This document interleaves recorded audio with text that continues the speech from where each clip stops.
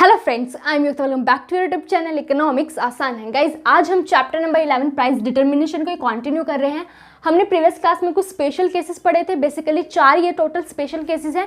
2 हमने previous class में पढ़े थे, 2 आज हम पढ़ेंगे। ठीक है, अगर हम बात करें प्रीवियस क्लास में जो हमने स्पेशल केसेस पढ़े थे, क्या क्या पढ़े थे कि फर्स्ट केस हमने पढ़ा कि जब डिमांड में तो चेंजेस आ रहे हैं, डिमांड इंक्रीज या डिक्रीज हो रही है, बट सप्लाई क्या है मेरी परफेक्टली इलास्टिक है। मतलब क्या है कि भाई ES जो थी मेरी वो इनफाइनाइट थी। देन बात करें सेकंड केस की, तो सेकंड केस हमने पढ़ा कि भाई सप्लाई में चेंजेस आ रहे हैं, सप्लाई इंक्रीज या डिक्रीज हो रही है, बट डिमांड क्या है मेरी परफेक्टली इलास्टिक है। मतलब ED क्या थी मेरी इनफाइनाइट थी। देन आज हम जो 2 केसेस पढ़ेंगे वो क्या पढ़ेंगे, भाई डिमांड में चेंजेस आएंगे, डिमांड इंक्रीज या डिक्रीज होगी, बट सप्लाई क्या होगी परफेक्टली इनइलास्टिक होगी। मतलब ES क्या होगी मेरी 0 होगी। देन लास्ट केस हम पढ़ेंगे कि भाई सप्लाई में चेंजेस आएंगे, सप्लाई इंक्रीज या डिक्रीज होगी, बट जो हमारी डिमांड है वो परफेक्टली इनइलास्टिक होगी। मतलब ED क्या होगी मेरी 0 होगी। तो आज हम ये कुछ स्पेशल केसेस पढ़ेंगे और देखेंगे भाई क्या इफेक्ट पड़ता है इसका इक्विलिब्रियम प्राइस और इक्विलिब्रियम क्वांटिटी पर, कि मार्केट क्या है इक्विलिब्रियम में है, मार्केट डिमांड इक्वल है मार्केट सप्लाई के, और अगर ये चेंजेस आ जाए तो भाई इसका क्या इफेक्ट पड़ेगा इक्विलिब्रियम प्राइस और इक्विलिब्रियम क्वांटिटी पर, इसको आज हम देखेंगे। तो अगर हम बात करें भाई स्पेशल केसेस, हम इनको स्पेशल केसेस बोल ही क्यों रहे हैं, क्योंकि अगर बात करें हम डिमांड की, तो डिमांड कर्व की अगर हम बात करें तो कैसा बनता है भाई, डाउनवर्ड स्लोपिंग बनता है because of law of demand, क्योंकि प्राइस एंड क्वांटिटी डिमांडेड में क्या होता है हमारा इनवर्स रिलेशन होता है। और अगर सप्लाई की बात करूं तो सप्लाई कर्व कैसा बनता है हमारा, अपवर्ड स्लोपिंग बनता है। क्यों बनता है, लॉ ऑफ सप्लाई की वजह से, क्योंकि प्राइस एंड क्वांटिटी सप्लाइड में क्या होता है हमारा डायरेक्ट रिलेशन होता है। बट अगर हम बात करें स्पेशल केसेस, हम इसको इसलिए बोल रहे हैं क्योंकि यहाँ पर क्या है कि हमारा जो डिमांड कर्व है और सप्लाई कर्व है वो हमारा अपवर्ड स्लोपिंग या डाउनवर्ड स्लोपिंग नहीं बन रहा। क्यों, क्योंकि भाई हम मान कर चल रहे हैं कि भाई डिमांड क्या है मेरी परफेक्टली इलास्टिक है या परफेक्टली इनइलास्टिक है, सप्लाई क्या है मेरी परफेक्टली इलास्टिक है या परफेक्टली इनइलास्टिक है। तो अगर मैं डिमांड और सप्लाई की बात करूं कि अगर वो परफेक्टली इलास्टिक है तो हमारा कर्व कैसा बनता था, horizontal straight line and parallel हो जाता था एक्स एक्सिस के। और अगर हम बात करें कि मानकर चले कि डिमांड और सप्लाई क्या है हमारी परफेक्टली इनइलास्टिक है, तो हमारा कर्व कैसा बनेगा, वर्टिकल स्ट्रेट लाइन और पैरेलल हो जाएगा वाई एक्सिस के। तो यहाँ पर क्या है स्पेशल केसेस, हम मानकर चल रहे हैं कि भाई डिमांड और सप्लाई क्या है वो या तो परफेक्टली इलास्टिक है या फिर परफेक्टली इनइलास्टिक है। और अगर हम बात करें परफेक्टली इलास्टिक या परफेक्टली इनइलास्टिक की, तो ये जो सिचुएशन है ये क्या है, इमेजिनरी है, हाइपोथेटिकल है, ऐसा रियल लाइफ में देखने को नहीं मिलता।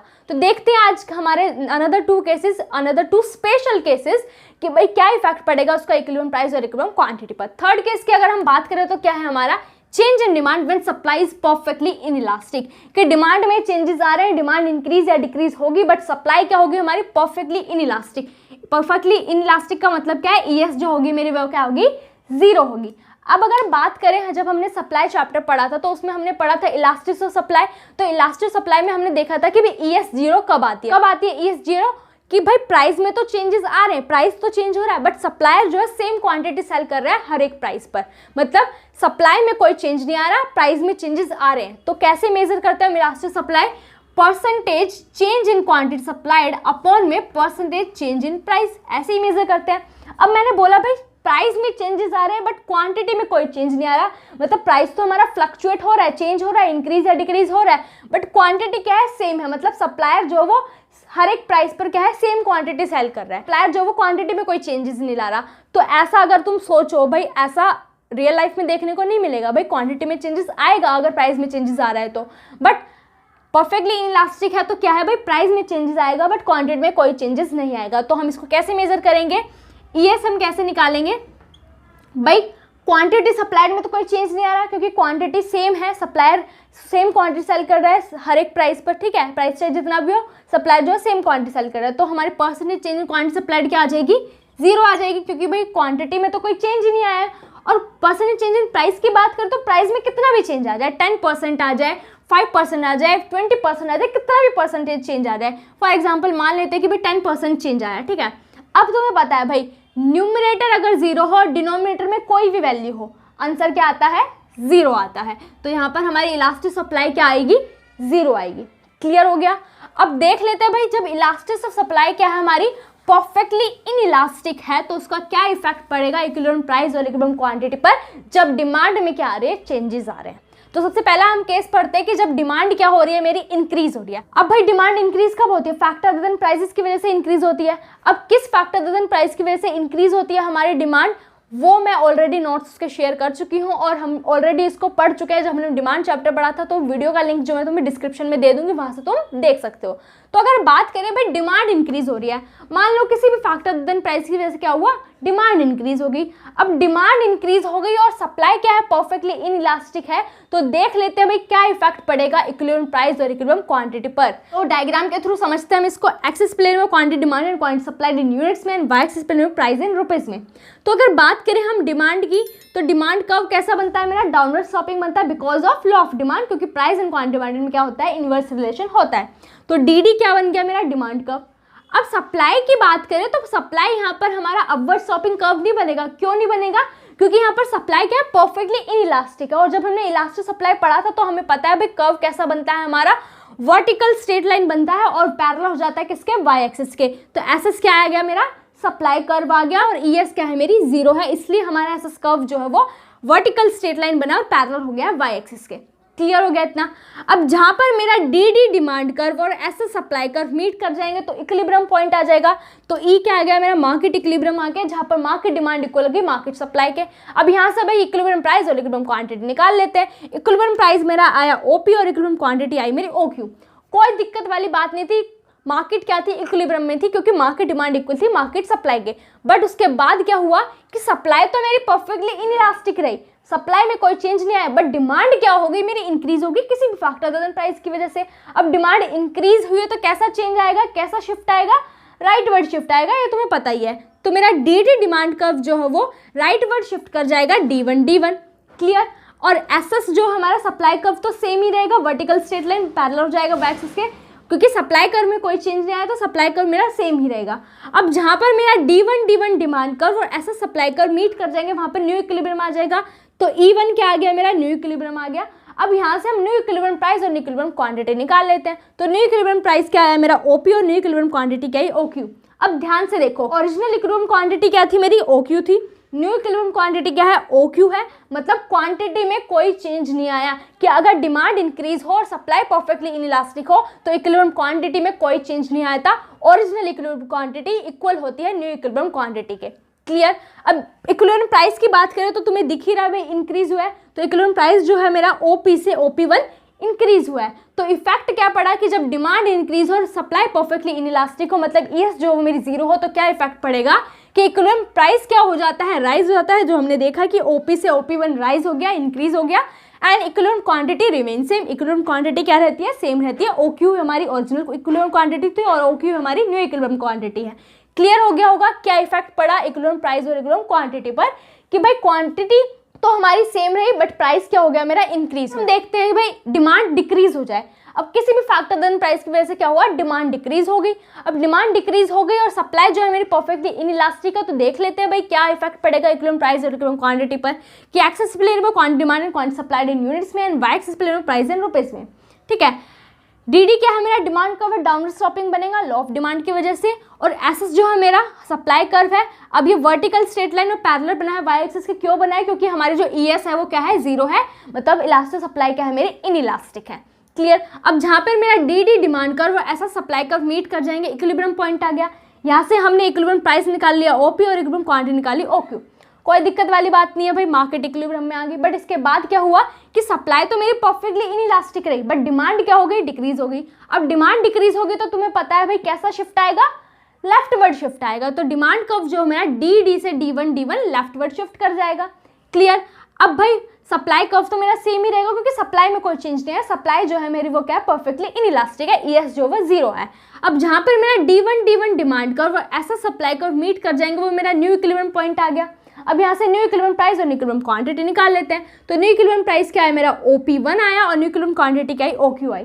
अब ध्यान से देखो भाई, इक्विलिब्रियम क्वांटिटी में कोई चेंज नहीं आया। क्यों, क्योंकि भाई ओरिजिनल इक्विलिब्रियम क्वांटिटी क्या थी, वो भी OQ थी, और न्यू इक्विलिब्रियम क्वांटिटी क्या है, वो भी OQ है। और इक्विलिब्रियम प्राइस की बात करें तो वो तो हमें दिख ही रहा है भाई, डिक्रीज हुआ है। भाई ओरिजिनल इक्विलिब्रियम प्राइस क्या था मेरा, OP था, और न्यू इक्विलिब्रियम प्राइस क्या OP1 है। तो प्राइस क्या हो गया मेरा, OP से OP1 डिक्रीज हो गया। तो इफेक्ट क्या पड़ा कि जब डिमांड डिक्रीज हो और सप्लाई परफेक्टली इनइलास्टिक हो, ईएस 0 हो, तो क्या होगा, इक्विलिब्रियम प्राइस क्या हो जाएगा, फॉल हो जाएगा, और इक्विलिब्रियम क्वांटिटी रिमेन सेम रहेगी। तो अगर हम इस केस को कंक्लूड करें तो हम बोल सकते हैं कि अगर डिमांड में चेंजेस आ जाए, डिमांड इंक्रीज या डिक्रीज हो और सप्लाई परफेक्टली इनइलास्टिक हो तो इक्विलिब्रियम क्वांटिटी में कोई चेंज नहीं आया। हमने देखा अभी डिमांड इंक्रीज हो रही थी तब भी इक्विलिब्रियम क्वांटिटी में कोई चेंज नहीं आया, डिमांड डिक्रीज हो रही थी तब भी इक्विलिब्रियम क्वांटिटी में कोई चेंज नहीं आया।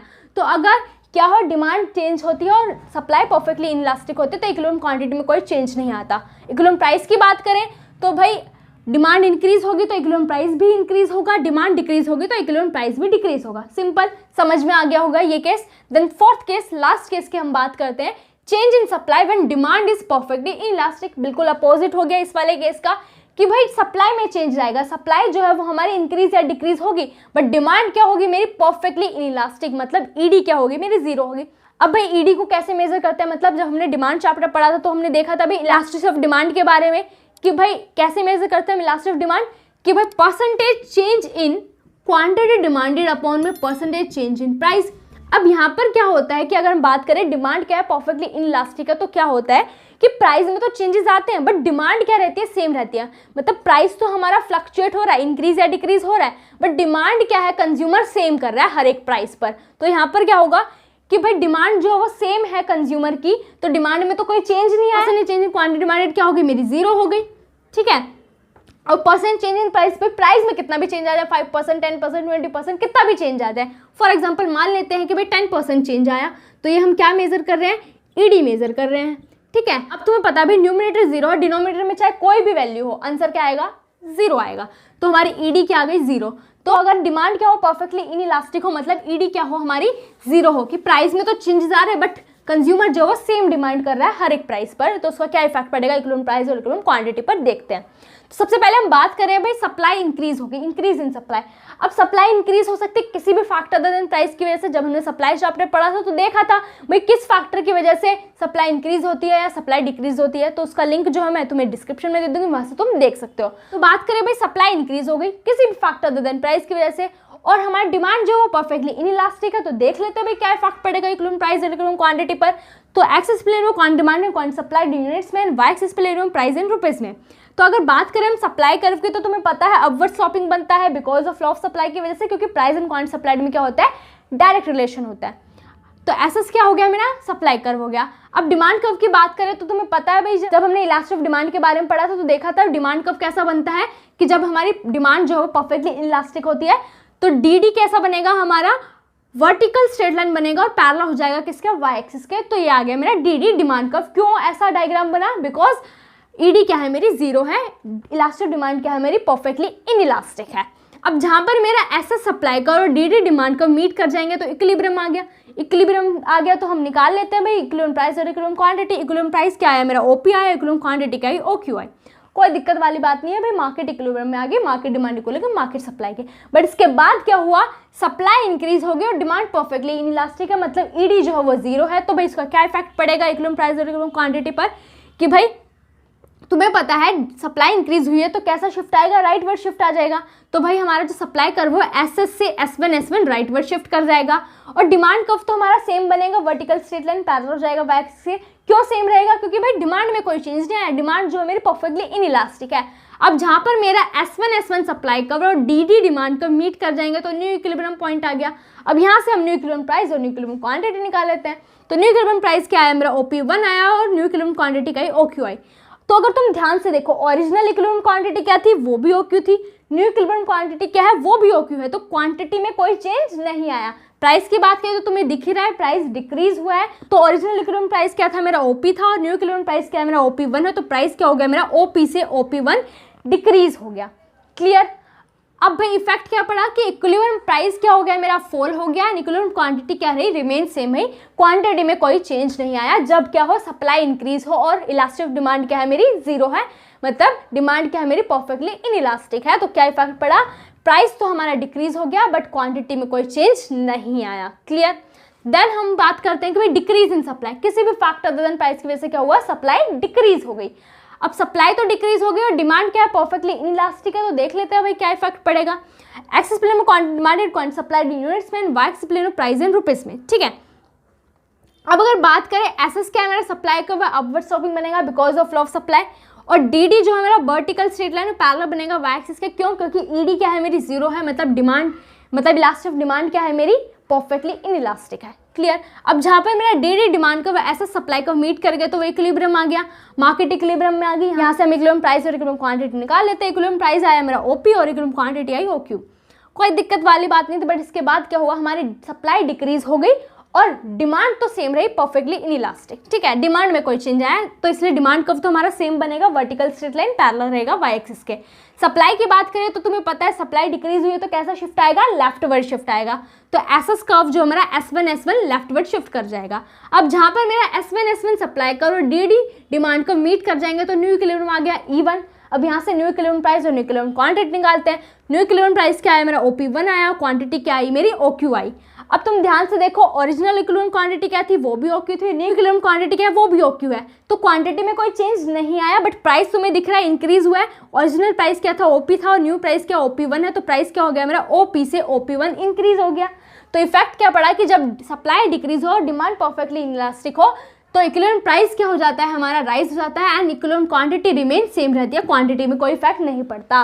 तो इस केस को अगर कंक्लूड करें तो हम बोल सकते हैं कि जब सप्लाई में चेंज आए और डिमांड परफेक्टली इनइलास्टिक हो तो इक्विलिब्रियम क्वांटिटी पर कोई चेंज नहीं आता, इक्विलिब्रियम क्वांटिटी रिमेन सेम रहती है। और अगर इक्विलिब्रियम प्राइस की बात करें तो अगर सप्लाई इंक्रीज होगी तो इक्विलिब्रियम प्राइस फॉल होगा, सप्लाई डिक्रीज होगी तो इक्विलिब्रियम प्राइस राइज होगा। तो बहुत ही सिंपल तरीके से हमने समझे स्पेशल केसेस को भी क्या इफेक्ट पड़ेगा इक्विलिब्रियम प्राइस और इक्विलिब्रियम क्वांटिटी पर।